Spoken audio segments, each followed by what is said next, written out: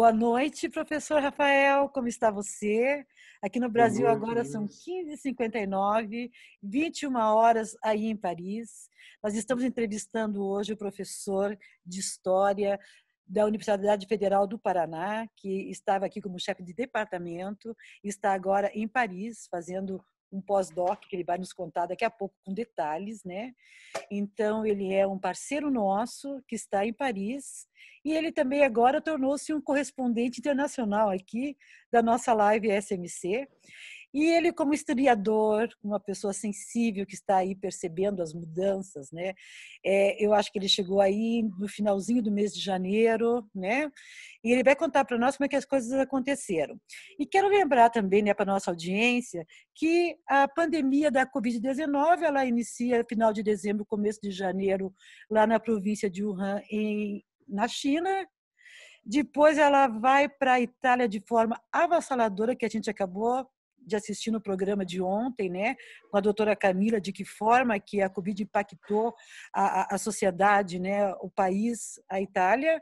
E hoje nós queremos saber, porque a França foi a terceira, né, foi a terceira onda, assim, que nos chamou a atenção em relação a óbitos, a contaminação.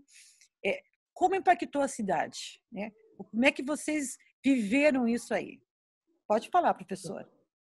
Bom, Gil, antes de mais nada, é muito bom estar com você e com os colegas do SNC aqui. Eu queria mandar um abraço para a Pianzada toda. Bacana. É uma honra estar aqui. E para ir direto à tua questão, eu cheguei aqui à França no dia 1º de fevereiro, tá? E durante todo o mês de fevereiro, a questão da epidemia veio num crescendo. Começou a se ficar assustado com aquilo que estava acontecendo na Itália, uma série de procedimentos de higienização, mas, ao mesmo tempo, o presidente parecia assumir uma postura muito tranquila, relativizando o peso daquilo e dizendo para as pessoas continuarem levando a sua vida normal, que aquilo não era nada demais, que o governo estava controlando a situação. E o que nos fazia ficar numa situação de muita insegurança. A gente não sabia direito o que estava acontecendo. E, de fato, a mudança do discurso da presidência foi bastante brutal. Ela nos avisou 4 dias antes do confinamento, que esse confinamento iria começar de fato. Até então, estava se tentando isolar os casos. A partir daquele momento, todo mundo deveria ficar em casa, porque estava havendo um pico de epidemia e o sistema de saúde francês não poderia dar conta do recado. Então, nós tivemos 4 dias para organizar as coisas, o que gerou uma correria um pouco desenfreada, os supermercados, Acompanhamos as daqui. escolas. As escolas também tiveram que rapidamente criar protocolos para o ensino à distância, o que não se fazia aqui. E nós tentamos levar aqui da melhor forma possível, tentando respeitar ao máximo a quarentena. Aqui na França, em nenhum momento foi proibido sair de casa, mas para você sair de casa, você tinha que preencher uma declaração explicando os motivos da tua saída de casa, qualquer saída, e essa declaração tinha que ser impressa. Quem não tinha impressora, como eu, tinha que copiar a declaração e Nossa, assinar e dizer o motivo pelo qual estava saindo. E essas saídas, elas contemplavam a necessidade de trabalhar para aqueles que não poderiam, de forma alguma, fazer o teletrabalho ou ficar em casa, contemplava a necessidade de sair para comprar mantimentos e também a necessidade de, eventualmente, fazer esportes individuais e nas imediações das residências. Então, essa foi a nossa rotina durante 2 meses, praticamente. Eu saía de casa 3 vezes por semana para comprar alimentos, exclusivamente para isso. Era só isso e as farmácias que estavam abertas. Tá? E para raramente sair com as minhas meninas para dar uma volta na quadra, para que elas vissem grama e saíssem um pouco de casa. Mas mesmo assim, muito, muito pouco. E o tempo todo dentro de casa, numa tripla jornada de trabalho, na verdade. Porque tanto eu como minha companheira, nós éramos ao mesmo tempo domésticos, sim, Um monte de gente em casa, a casa está sempre precisando de reparos, precisando de limpeza. sim. Então, a gente limpava todo dia a casa, fazia comida, etc.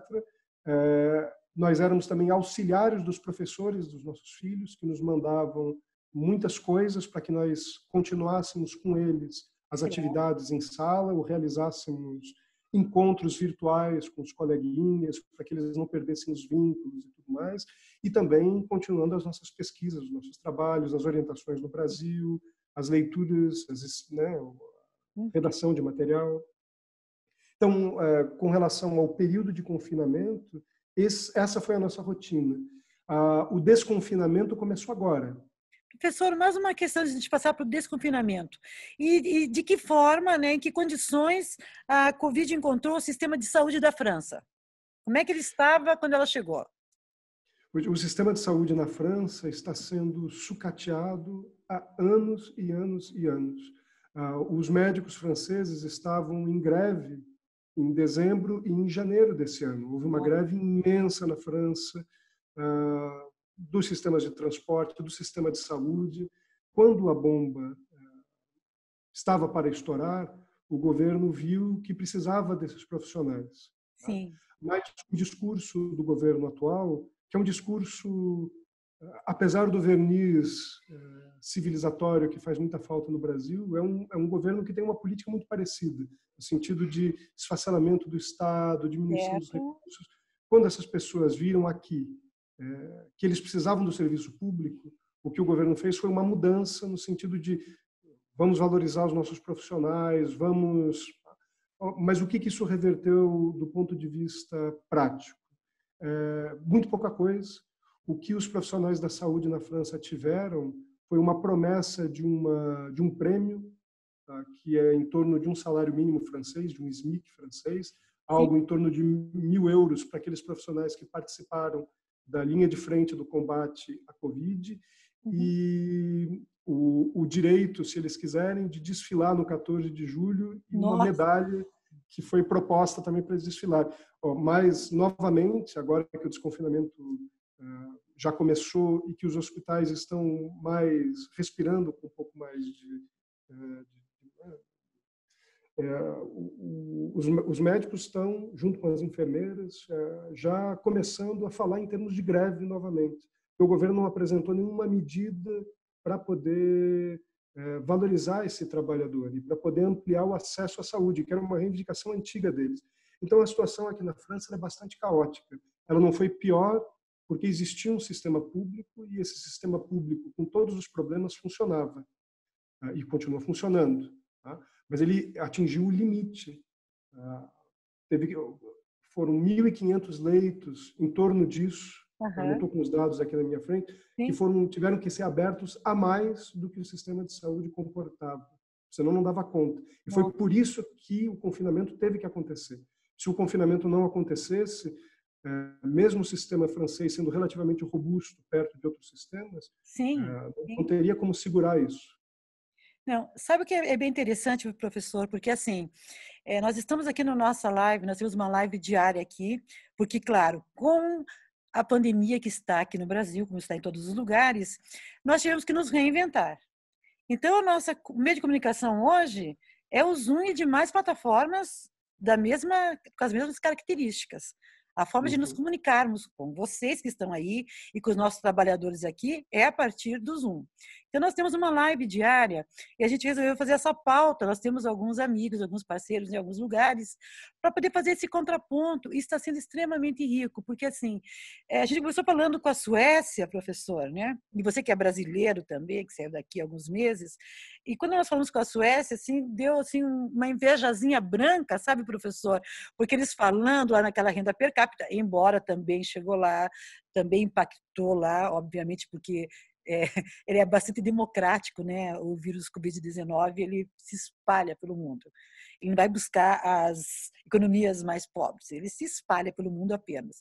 Mas assim mesmo, né? O John Fernandes, que é nosso correspondente lá na Suécia, comentando como é que as coisas acontecem lá, que lá tem basicamente uma comissão de expertise, de especialistas que definiram algumas regras e que foram passadas para a sociedade e que simplesmente eles acataram. Não há, assim, se sair na rua, você vai pagar um imposto ou alguma coisa assim. Pessoas ficaram em casa.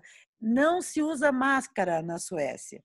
Então, eu fiquei ouvindo aquilo e pensando, ai, meu Deus, né? O Brasil, que é, infelizmente, professor, o seu país, nesse momento, está na alça de mira do vírus, né?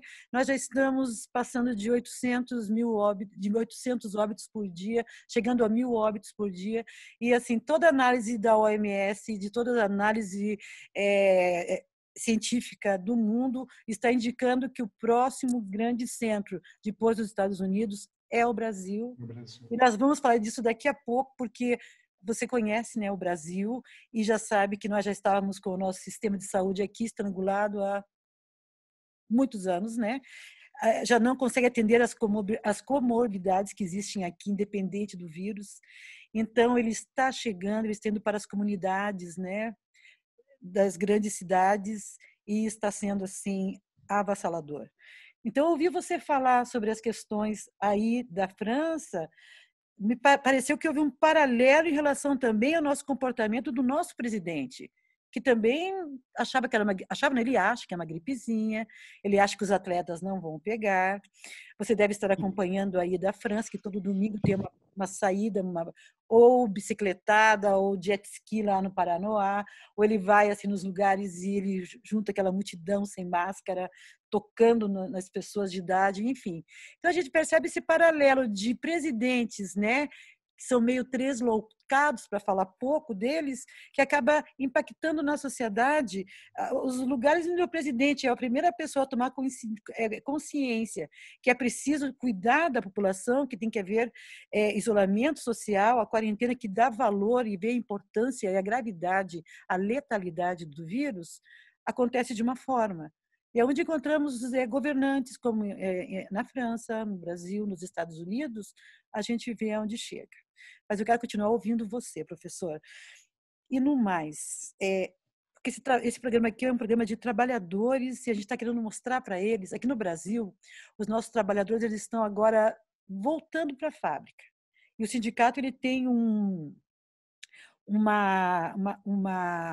é que a gente pode chamar aqui? Uma cartilha, né, de atuação que foi fornecida para as empresas, da forma como elas devem receber esses trabalhadores, né? São condutas normativas para garantir a segurança deles em relação ao horário de chegada, saída, quantas pessoas vão nos ônibus, como se portar nas linhas, né? Uma linha que tinha 100, agora vai ter que ter 30, enfim. E como é que você está acompanhando isso aí, né, pela imprensa aí em Paris? Ô, Justo, só para complementar o que eu tinha dito antes, mas acho que é importante lembrar que, além desse cotidiano que eu narrei aqui, marcado por uma tripla jornada, doméstico, auxiliar de professor dos filhos e trabalhador específico, fazendo um teletrabalho, lendo, produzindo, uma das coisas que mais marcou esse período de confinamento também foi a preocupação com o Brasil, porque é inevitável, né? Quer dizer, quem a gente ama está aí, uma parte grande da nossa vida, a maior parte da nossa vida está aí.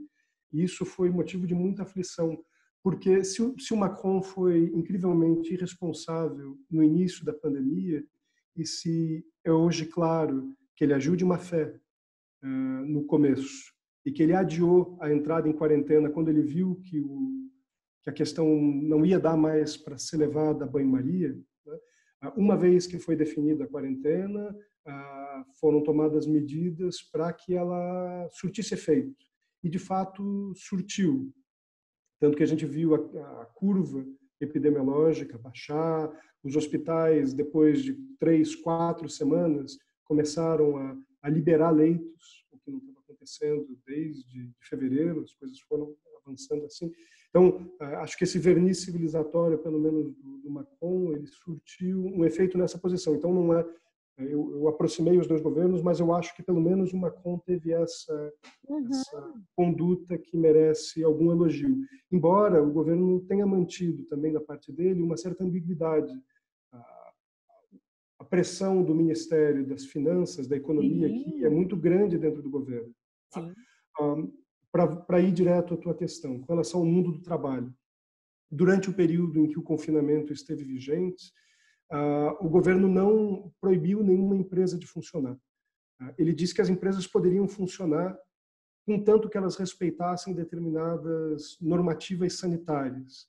Essas normativas sanitárias implicavam não ter, para cada 4 metros quadrados de ambiente de trabalho, teria que ter uma só pessoa, teria que ter, todo mundo teria que ter máscara, todo mundo teria que ter procedimentos de limpeza das mãos antes de entrar nos seus locais de trabalho. Então, tinham várias questões que dificultavam muito a vida das empresas, ao ponto que várias delas decidiram, de início, fechar as portas, darem férias para os seus trabalhadores. O que você já começa a pensar, né? Dar férias é um negócio complicado também. Porque que férias são essas do trabalhador em casa, tendo que, trancado em casa, tendo que limpar a sua casa todo dia, cuidar dos seus filhos, enfim. Bom, mas o governo francês também abriu uma possibilidade para as empresas aqui, que foi um dispositivo chamado chômage partiel. Eles estenderam o direito do benefício ao seguro-desemprego para todos aqueles que as empresas não teriam condições de pagar. Então, essas pessoas foram colocadas debaixo do guarda-chuva do seguro-desemprego. Tá. E as empresas de primeira necessidade, como mercados, farmácias, essas eram obrigadas a continuar funcionando, mas tiveram aí 4, 5 dias para adaptar as normativas sanitárias. Então, todas as caixas registradoras tinham capacetes em plástico, luva. Para você entrar no mercado, tinha que fazer uma fila. Se você quiser, depois eu te mando as fotografias dessas filas, que eu tirei várias. Eu quero. Fotografias, meia hora antes do mercado abrir, já tinha fila que ia até a esquina, só entravam um X número de pessoas no mercado e tal. Então, o mundo do trabalho foi abalado nessa direção. Quase todas as empresas ou colocaram seus trabalhadores em férias ou colocaram eles no dispositivo do chômage partiel, então do seguro-desemprego francês, porque o Estado francês garantiu essa ajuda a essas empresas. E, além disso, o Estado francês abriu uma linha de crédito junto com os bancos. Ele permitiu que todas as empresas pudessem contrair dívidas, empréstimos no valor de 3 meses do seu carnet d'affaires, do que elas renderam e faturaram no ano passado. Então, 3 meses daquilo que faturaram no ano passado, elas poderiam pedir emprestado para o banco. Mas era um empréstimo. Claro. Que vai ter que ser pago depois com juros pequenos. E, se a empresa vier a fechar, o Estado paga 80% do empréstimo. Então, os bancos dificultaram um pouco a vida das empresas, porque eles também entrariam com 20% dos riscos. Certo. Mas o Estado francês, ele colocou dinheiro em cima, dizendo que ele bancaria tanto o seguro-desemprego quanto essa ajuda financeira via empréstimo bancário. Então, essas foram as 2 principais medidas que o governo Macron tomou durante a pandemia. Elas são eficazes, outros governos resolveram de outras formas. Eu não sei o que a gente vai descobrir se elas foram eficazes ou não daqui para frente. Sim. O que me parece um pouco assustador é o fato de que o governo francês, como o brasileiro tem se empenhado em fazer, eles fragilizam muito o Estado, mas no momento em que as grandes empresas, as pequenas e as médias empresas estão dando prejuízo, o Estado vira uma espécie de garantia. De garantia. E o que está se colocando aqui é justamente quem vai pagar essa conta depois. Quem que vai pagar essa conta na forma dos impostos, na forma dos preços dos produtos? São os mais pobres ou os mais ricos? Bom, desculpa, mas você queria falar alguma professor, coisa? ouvindo você agora aqui, eu quero também te colocar aqui uma questão que é impossível, né? Eu estou aqui há 3 dias, hoje é o 3º dia consecutivo que eu falo sobre esse assunto com pessoas que estão em lugares diferentes do planeta. Ainda assim, eu percebo que todos estão melhor do que nós brasileiros. Você veja bem, há uma preocupação de quem vai pagar depois, mas nesse governo, nesse momento, o Estado francês ele está garantindo para que as pessoas sobrevivam, né? Nesse momento eles estão garantindo. A doutora Camila colocou aqui que na Itália, desde a Segunda Guerra, eles têm um fundo, o governo tem um fundo para usar em qualquer tipo de ou terremoto, de situação como essa agora, que assim, os trabalhadores ficaram em casa, né, porque eles fizeram um lockdown lá na Itália, foram obrigados a fazer, os trabalhadores estavam em casa, mas estavam recebendo do governo não estavam comprometendo as empresas. Então, por isso que os Isso. trabalhadores ficam em casa o tempo que é necessário. Aqui no Brasil, eu vou te contar como é que as coisas aconteceram. Aqui é uma partilha. E depois eu vou te perguntar sobre os sindicatos daí, porque eu vou te falar dos sindicatos daqui, da importância deles agora. A medida provisória que o governo Bolsonaro decretou, né, emitiu, assim que começou a pandemia e que houve necessidade da quarentena dos trabalhadores saindo das fábricas, é assim, ele determinou suspensão de contrato de trabalho por 2 meses, né? E depois o trabalhador retorna, e também a redução de jornada, de 70%, 50%, 30%, 20%, enfim. Tem 4 faixas. E como é que o trabalhador recebe? Com essa redução de jornada, do fundo, né, do seguro-desemprego, o trabalhador recebe uma parte da empresa, um percentual da empresa, recebe um percentual do governo, certo? E a parte dele é a parte que ele deixa de receber, é a perda dele. Então, divide em 3, entre o trabalhador, Uhum. entre a empresa e entre o governo. Quando ele baixou essa medida provisória, a ideia era que os sindicatos não se envolvessem, que isso ficasse apenas entre empresas e trabalhadores. Mas houve uma reação muito forte, STF, movimentos sindicais, as centrais, enfim, e se chegou à definição de que há um acordo coletivo, sim. Aonde há uma categoria forte, como é o caso aqui de Curitiba, né, dos sindicatos dos metalúrgicos da Grande Curitiba, foi negociando empresa por empresa, professor, e em cada empresa que negociava, fechava desta maneira como o governo indicou, só que não fechou nenhum acordo sem a garantia de que esse trabalhador receberia o líquido mensal. Porque Perfeito. se não tem essa garantia, é claro que ele está perdendo. Já está perdendo no valor do fundo de garantia, INSS, essas coisas todas, né? Principalmente para quem suspende o contrato. Mas para quem tem apenas redução, ele vai ter uma perda. Por quê? A empresa estava pagando um percentual, o governo outro, e ele estava entrando com a falta do resto. E daí, no caso do nosso sindicato aqui, ele não tem perda nenhuma do ponto de vista de salário líquido no final do mês, sabe? Então a gente percebe, Que né? bom. Você como historiador aqui pesquisando no Brasil há quantos anos, a fragilidade dessa relação das nossas economias, porque num momento como esse, mal ou bem, né? Aí o Macron, o governo, o Estado da França está dando uma garantia agora. Vocês estão preocupados com o depois, mas agora eles estão em casa. Aqui não. Aqui é a miséria, porque assim, é, fora os trabalhadores em regime de CLT, os nossos informais, os nossos MEIs, eles estão recebendo um auxílio emergencial de R$ 600, que a metade já recebeu a primeira parcela e a metade não recebeu, porque é um app impossível, um app complicado, né? O app lá, o aplicativo. As regras não são claras, a pessoa sabe que ela tem aquele perfil, que ela é MEI e tudo mais, mas não vai para frente dela.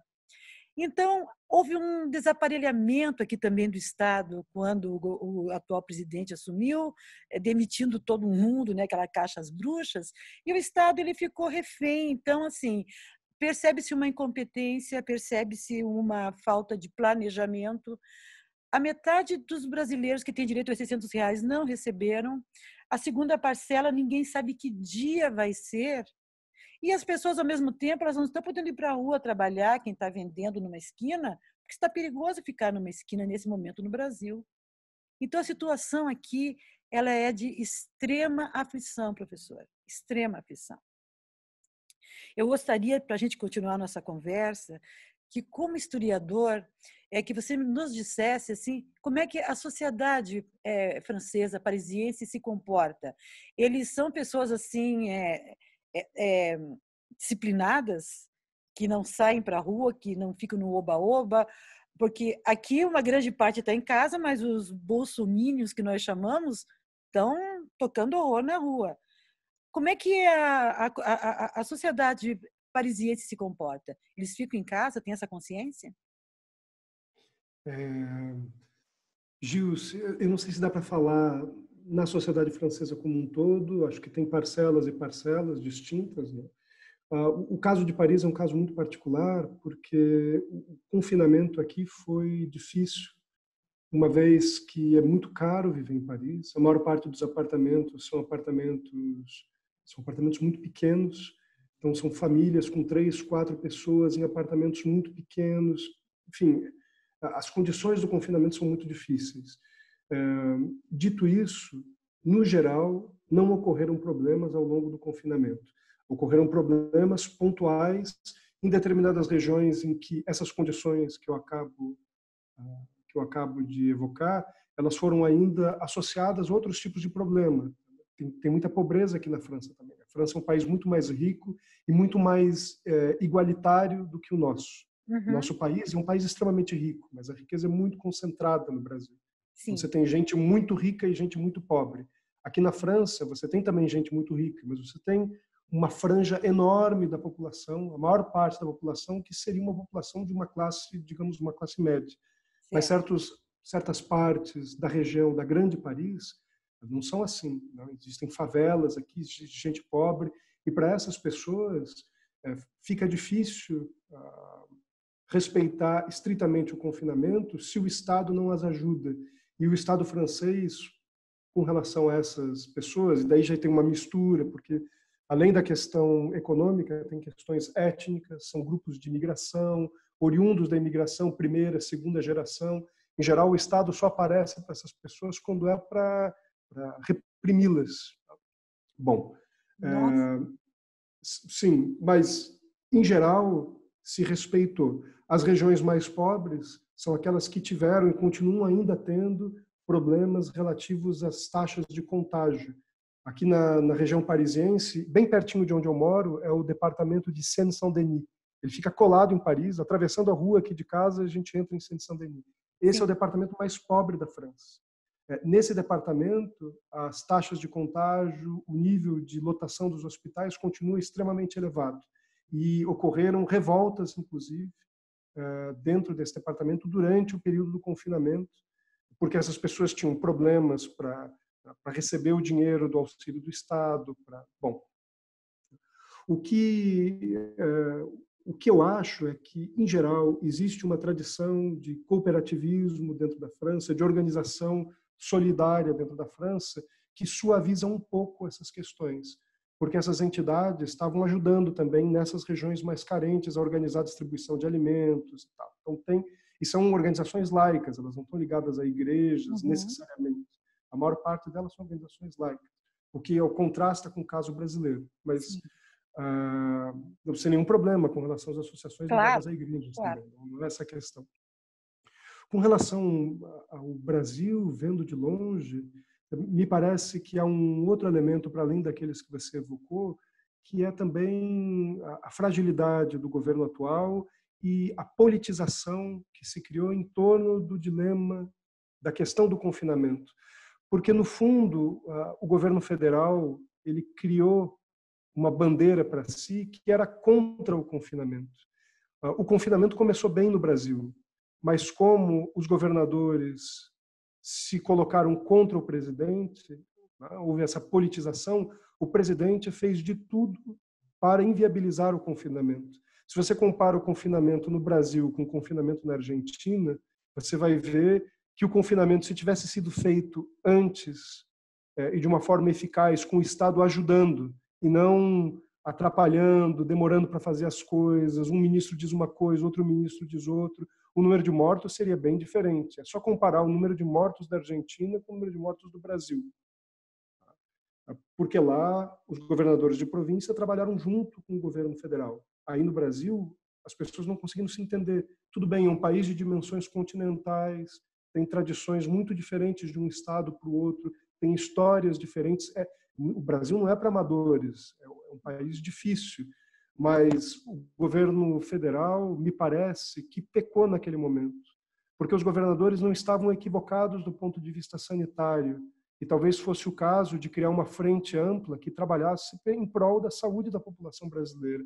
Porque a gente está saindo do confinamento agora.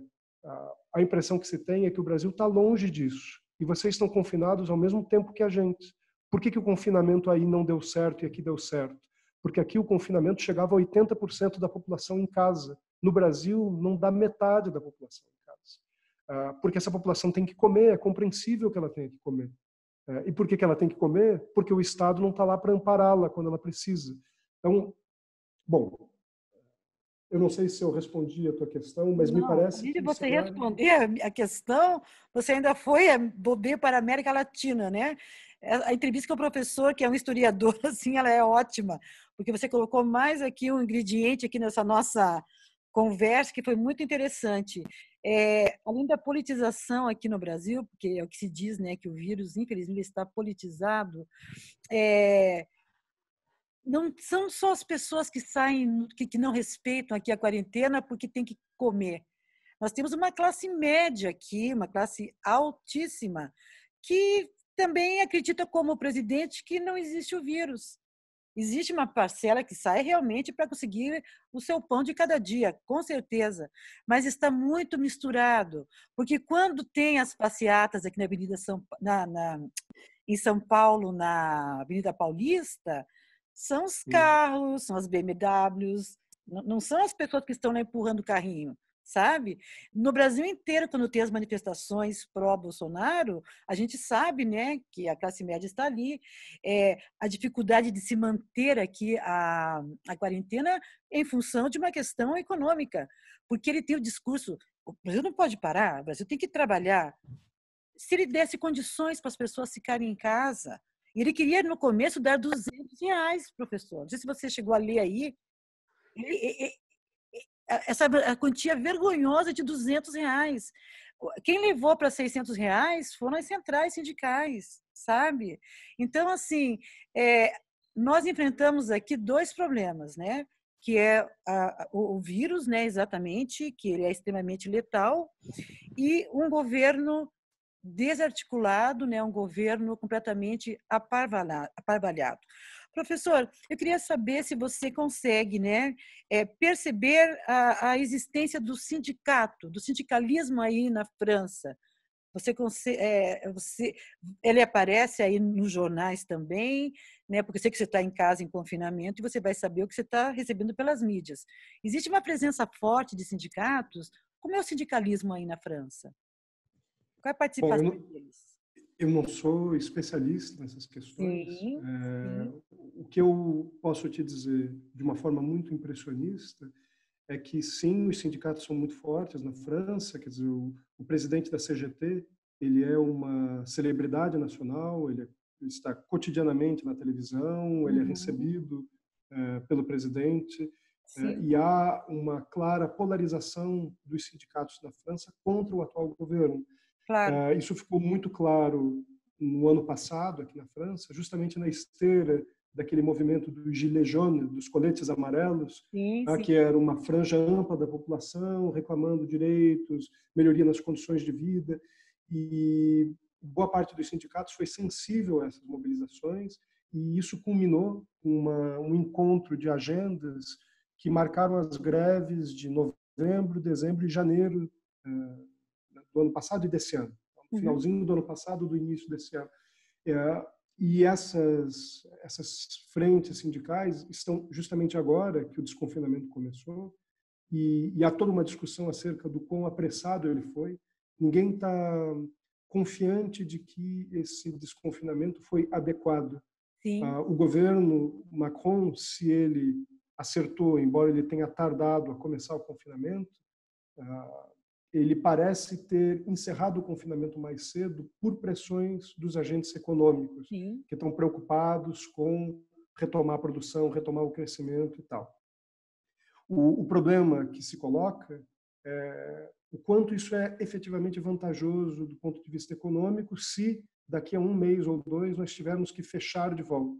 Sim. Porque é muito difícil fazer o controle epidemiológico do vírus. A transmissão é muito rápida e os sintomas se manifestam só depois de 7, 10 dias. Como é que você vai dizer para um médico com quem que você teve contato nesses 10 dias, que É pode ter pego o vírus? impossível. É É impossível. muito difícil fazer. E a França ainda está com um número de casos muito elevados. Então, as centrais sindicais, elas foram contra essa reabertura por motivos que são claramente econômicos. Só para você ter uma ideia de algo que está bem próximo de nós, o Macron ele começou fechando as escolas aqui na França. E a primeira coisa que ele reabriu foram justamente as escolas. Por que ele fez isso? Porque era preciso liberar os pais que estavam com os filhos em casa e não conseguiam trabalhar, para que os pais fossem trabalhar. Só que para reabrir as escolas tinham que seguir protocolos, elas estão tendo que seguir protocolos que são desumanos com relação às crianças. As crianças na turma das minhas filhas, por exemplo, que tiveram direito a voltar para a aula. Na turma da minha filha, apenas 1/3 dos estudantes das minhas filhas, 1/3 pôde voltar para a aula. Então, fez-se uma pesquisa, qual era a profissão dos pais, quem que precisava ir trabalhar, quem que não precisava ir trabalhar. Só que as crianças lá na escola são mantidas em condições, cada uma num canto, o professor não pode chegar perto, o professor está com máscara, mas as crianças não podem se tocar. Então, não é exatamente uma escola, é uma espécie de... Aqui na França se chama de garderie, é um lugar em que você deposita crianças, porque não tem atividade pedagógica que se sustente. Sim, nós, por exemplo, optamos por deixar as crianças em casa, mesmo que, claro, mantivéssemos essa tripla jornada, porque a gente continua na prática confinado. Claro. Eu te mandei fotos do meu primeiro passeio que vai entrar no nosso programa amanhã, com certeza. Mas eu vivo ainda a mesma vida que eu tinha de confinamento. Eu praticamente não saio, porque as bibliotecas estão fechadas, os arquivos estão fechados, todas as universidades estão fechadas, mas as escolas não. Seria muito mais fácil abrir as universidades, porque os estudantes são adultos, eles podem manter e obedecer às regras sanitárias com muito mais tranquilidade. Mais fácil do que as crianças. Mas por que se começou com as crianças? Para liberar os pais. E uma dúvida aqui, professor. Então, assim, né? Então, eles liberaram ali 1/3 daquela sala e os demais continuam com educação à distância em casa, é isso? Para no mesmo nível. E é difícil dizer, Gilce, porque um dos professores da minha menorzinha nos escreveu dizendo que eles, inclusive, fizeram uma paralisação ontem. Os professores entraram em greve ontem. Porque as condições de trabalho são muito precárias. Sim. Como é que você vai ensinar para uma criança de 5 anos, que é a idade da minha filha mais nova, as letras, os números, se você não pode chegar perto dela, se você tem que ter um protocolo, você tem que manter uma distância de 1 metro para ela? Não é... Na verdade, eu acho que elas estão mais seguras em casa. Sim, com certeza. Do que num ambiente tão opressivo quanto esse. Né? Eu entendo a preocupação é com a saúde das crianças. Claro. Elas não podem pegar o vírus, elas não podem transmitir o vírus. Mas será que era realmente o momento, então, de se voltar, se você não consegue garantir que isso vai acontecer, se não tomando essas medidas tão drásticas? Né? Qual é a finalidade da escola? É isso? Bom, isso é só para te dar um exemplo. Não, mas isso é importante, professor, porque aqui no Brasil também já está há mais de 20 dias, estão aqui em todos os estados, discutindo o protocolo de volta dessas crianças. Eu acredito que só não voltaram ainda porque aqui está todo dia crescendo o número de óbitos. Isso deve estar, né, deixando alguém muito preocupado. Mas já estão há mais de 20 dias assim, porque eles também acham que pode voltar a fazer. Eu não consigo imaginar, assim, crianças numa sala de aula, porque elas não são responsáveis. Até nós, os adultos, às vezes a gente tem o embalo, assim, né, de encostar em alguém, porque nós somos pessoas de toque, né, de se cumprimentar, de pegar na mão. Sim. Então, para nós adultos, às vezes, quando a gente vê, a gente tem que se cuidar e se policiar, as crianças, elas são soltas, elas são por instinto. Então, me parece um crime colocá-las assim. Professor, nós vamos ficando por aqui, né? Porque dá para a gente falar o resto do mês, mas a gente vai fazer assim, a gente vai convidar você novamente, né? Daqui a um tempo, para a gente ver como as coisas avançaram. Queremos ter você, né? Como nosso correspondente aí em Paris, e podermos trocar essas experiências de vez em quando. Eu desejo que tudo fique muito bem com você, com a sua esposa e com suas filhinhas lindas, maravilhosas, e que tudo fique bem com vocês. Eu agradeço muito o seu tempo, que eu sei que ele é precioso, né? Você está aí pesquisando para um pós-doc, e ainda assim você gentilmente cedeu esse tempo aqui para nos dar essas informações tão importantes para a nossa audiência, para os nossos trabalhadores aqui no Brasil. Eu sou muito grata, como sempre, pela sua gentileza. Gilson, eu que te agradeço. A gente dá o tempo, o nosso tempo, para aquilo que a gente dá valor. E eu dou muito valor para o seu trabalho, para o trabalho de todos aí dentro do sindicato, para o trabalho dessa categoria, que é tão importante historicamente, que fez tantas coisas, inclusive ajudou aí durante a pandemia, porque a gente acompanhou essas coisas todas, né? Então eu desejo a vocês todos, né, muita saúde, muita calma, né? Nessa hora a gente tem que ficar também sereno para poder pensar direito e o que é mais importante e botar aí quais são as prioridades que a gente tem que seguir para os próximos dias aí, tá? E eu estou aqui à disposição. Para mim é uma honra conversar com vocês, saber das novidades aí do Brasil por vocês também e torcer juntos. Vamos Tá? torcer juntos, vai dar tudo certo. Professor, um grande abraço e até o próximo encontro nosso.